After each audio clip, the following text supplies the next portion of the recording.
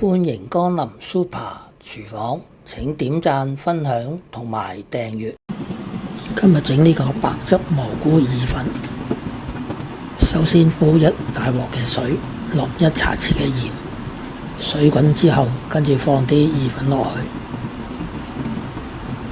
由於啲意粉太長，我哋喺熱水度將佢壓一壓，跟住就放啲意粉落去，跟住就冚蓋將佢焗一陣，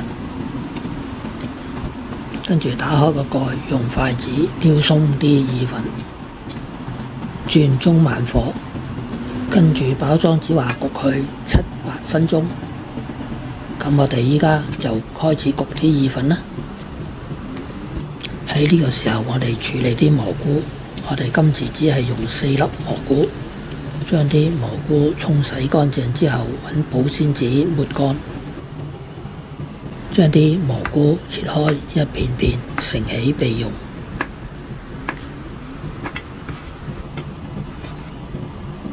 將蒜頭切為蒜蓉。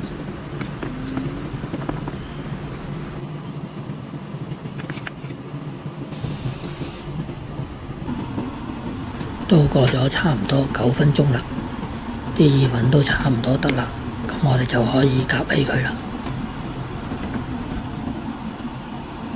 開大火，放啲牛油落去，等到啲牛油差唔多溶晒啦，咁我哋就放啲蒜蓉落去，將佢略為炒一陣，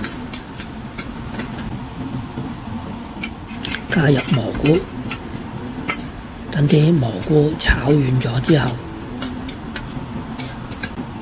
加入150ml 嘅花奶，將佢攪勻，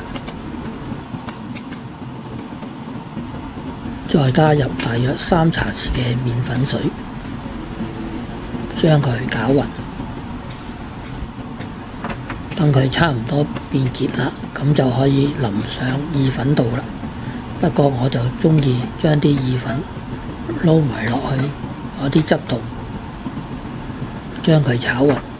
雖然外觀唔係好美麗，但係咁樣食呢，就覺得啲意粉特別好味。再落埋少許嘅黑胡椒水，將佢炒勻，跟住就可以夾起佢啦。咁樣呢個白汁蘑菇意粉咁樣就完成咗啦。睇完片之後記得俾 like、分享同埋訂閱。我仲有大量嘅煮餸影片，可以登入下邊 info box 參觀。